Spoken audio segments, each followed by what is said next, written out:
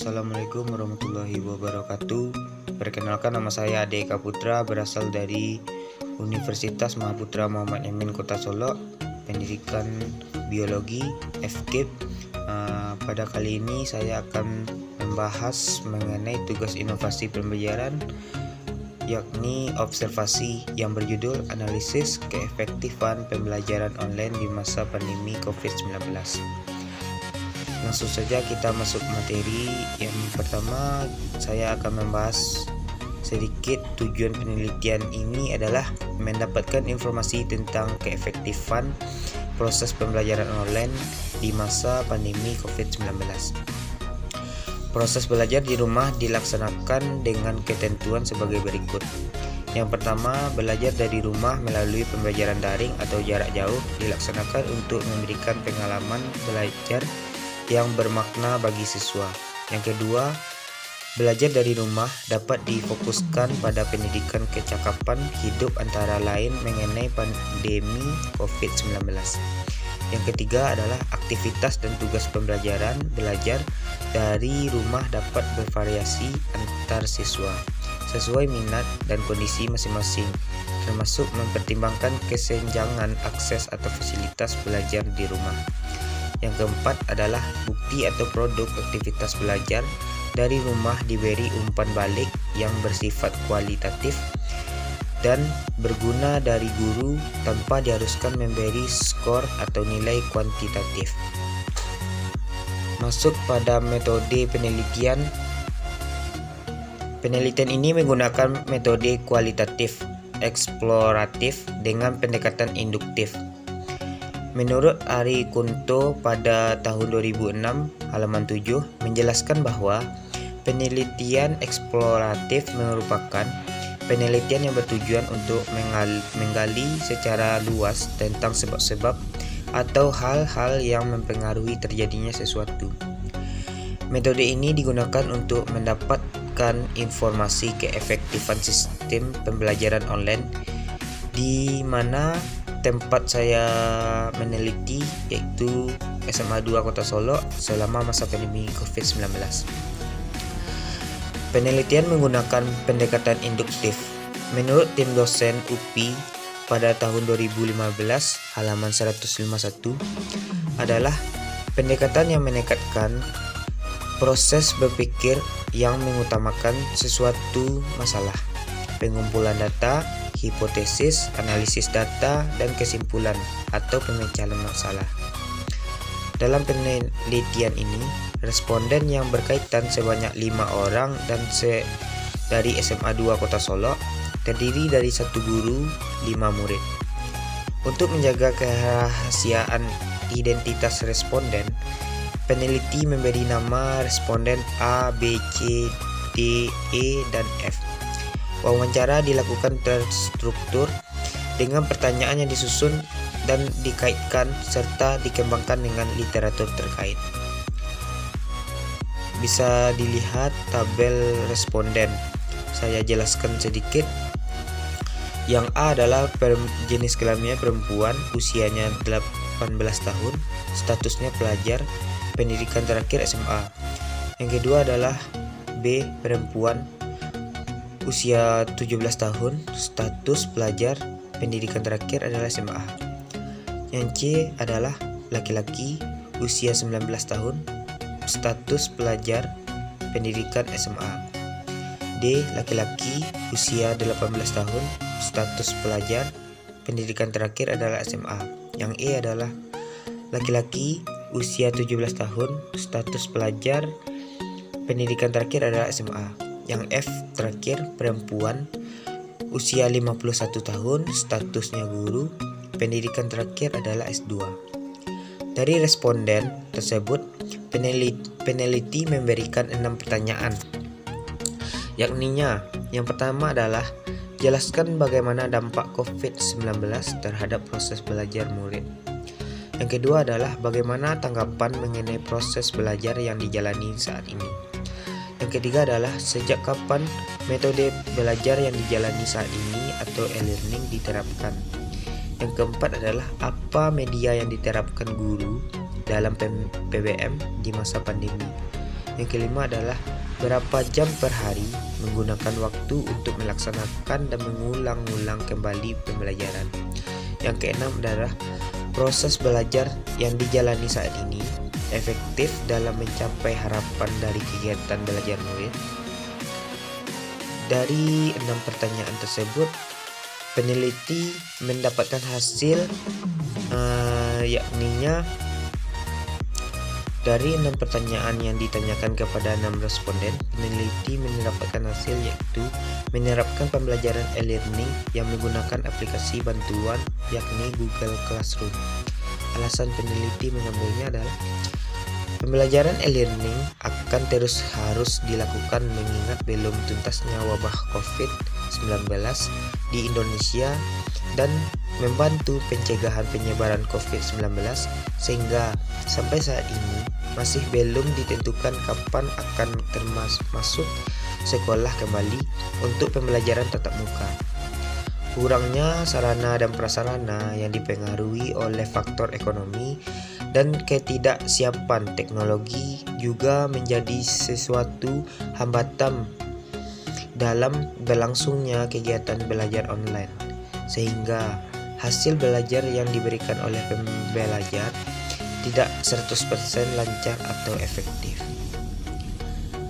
Ya, itu sekian dari hasil observasi saya, dan dari hasil observasi tersebut saya mendapatkan hasil yakninya inovasi untuk membantu yang berjudul keefektifan pembelajaran online menggunakan Google Classroom berbasis e-learning dalam PPBM di masa pandemi COVID-19. Langsung saja masuk pada pembahasan Google Classroom. Yang pertama adalah Google Classroom adalah layanan web gratis yang dikembangkan oleh Google untuk sekolah yang bertujuan untuk menyederhanakan, membuat, mendistribusikan, dan menilai tugas tanpa harus bertatap muka. Tujuan utama Google Classroom adalah untuk merampingkan proses berbagai file antar guru dan siswa. Kelebihan dan kekurangan Google Classroom adalah yang kelebihannya yang pertama, interface simple dan mudah untuk digunakan. Yang kedua adalah mudah dalam hal pengelolaan dan tugas. Yang ketiga adalah file yang diterima otomatis masuk ke Google Drive. Yang keempat adalah berbasis dari iklan. Kelemahan dari Google Classroom adalah yang pertama, tampilan kurang menarik untuk siswa. Yang kedua, file yang gagal terkirim saat Google Drive penuh. Adanya peluang kecurangan siswa. Kita bahas mengenai e-learning. E-learning merupakan sebuah metode pembelajaran berbasis internet atau belajar online yang harus dijalani semua siswa-siswi sehingga mahasiswi di Indonesia bahkan seluruh wilayah di dunia yang terpapar pandemi COVID-19 guna menyambung proses belajar tatap muka yang terkendala karena social distancing atau tidak berkerumun untuk membantu mencegah penyebaran COVID-19. Langsung saja kita masuk langkah-langkah inovasi saya dalam menggunakan Google Classroom berbasis e-learning. Yang pertama adalah tentunya guru atau siswa wajib mempunyai Gmail dan harus mendaftarkan Gmailnya tersebut ke dalam aplikasi Google Classroom. Setelah itu, apabila telah terdaftarnya Gmail ke Google Classroom, langkah selanjutnya adalah kita harus membuat kelas dan atur sesuai arahan yang ada, yang bisa kita lihat sama-sama dengan detailnya kelas. Di sini saya mengambil atau membuat kelas baru yang berjudul jurusan IPA. Mata pelajarannya adalah saya ambil ekosistem. Di sini kita atur sesuai dengan minat atau pembelajaran yang akan kita terapkan. Selanjutnya adalah setelah kita membuat kelas, tentunya kita mempunyai kode untuk kita bagikan kepada siswa agar bisa siswa-siswi kita bisa bergabung dalam kelas yang telah kita buat. Dan di sini kita bisa atur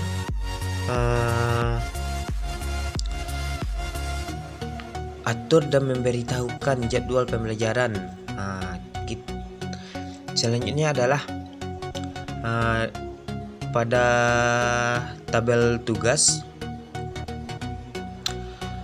Di sini kita bahas cara membuat absen. Kita buat sesuai dengan yang diinginkan. Kita ubah dengan pilihan ganda yang ini. Seterusnya kita buat petunjuk seperti kata suruhan kepada siswa. Yang selanjutnya adalah kita atur waktu, tanggal pelajaran akan dimulai. Selanjutnya kita kirim ke semua siswa yang telah bergabung ke kelas. Yang selanjutnya adalah cara membuat materi berbasis e-learning.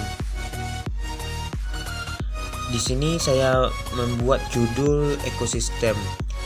Dan seterusnya kita buat sedikit penjelasan mengenai materi yang akan kita bahas. Selanjutnya kita bisa menambahkan video yang kita buat agar siswa atau siswi kita tidak mudah bosan dengan materi yang kita sampaikan. Selanjutnya kita atur nama topik yang akan kita upload. Dan yang terakhir adalah kita posting materi yang telah kita edit ke semua siswa. Selanjutnya, supaya dalam pembelajaran di Google Classroom menjadi menarik atau tidak membosankan, sebaiknya menambahkan video. Kita sebagai guru untuk penunjang bagi siswa, karena di masa pandemi hanya materi dan tugas saja yang dikirimkan guru. Tetapi di sini kita upload video kita sebagai guru mengajarkan materi yang akan dipelajari. Jadi semangat siswa untuk belajar menjadi bangkit. Yang selanjutnya adalah yang penjelasan selanjutnya, kita di sini bisa melihat siapa siswa yang belum bergabung ke dalam kelas yang telah kita buat. Dan yang terakhir adalah kita bisa melihat tugas siswa yang belum lengkap, dan di sini kita bisa merekap nilai-nilai siswa yang telah terstruktur dari tugas awal sampai akhirnya. Jadi kesimpulan dari inovasi saya adalah e-learning sebagai pendukung sistem pembelajaran konvensional yang selama ini digunakan yang telah berhasil dibangun berdasarkan konten dan struktur yang sesuai dengan kebutuhan pada jenjang pendidikan, yaitu dengan mengintegrasikan fungsi-fungsi yang selama ini dianggap kurang membantu dalam proses belajar mengajar seperti sarana informasi yang up to date, penggunaan materi, pengumpulan tugas, ujian online maupun forum, baik itu forum umum atau forum kelas. Saran saya adalah yang pertama, aplikasi ini dapat dikembangkan untuk cakupan yang lebih luas dan dapat diterapkan pada prodi lain di lingkungan jenjang pendidikan maupun di seluruh pendidikan yang ada pada universitas negeri yang ada di Indonesia. Peran aktif guru dan dosen sangat diperlukan untuk memperbaharui up-to-date informasi, materi, tugas, dan lain-lainnya. Begitu juga dalam melakukan manajemen sistem e-learning sehingga dapat sejalan dengan kurikulum yang berlaku. Yang terakhir adalah siswa-siswi dan mahasiswa yang belum terbiasa dengan pembelajaran jarak jauh dapat mencari tahu cara penggunaan sistem yang dipergunakan pada pendidikan saat ini. Oleh karena itu, sebaiknya guru atau dosen memberikan sedikit kelonggaran waktu dalam mengumpulkan tugas. Baik, sekian pembahasan tugas saya pada kali ini. Jika ada kata yang salah, mohon dimaafkan. Assalamualaikum warahmatullahi wabarakatuh.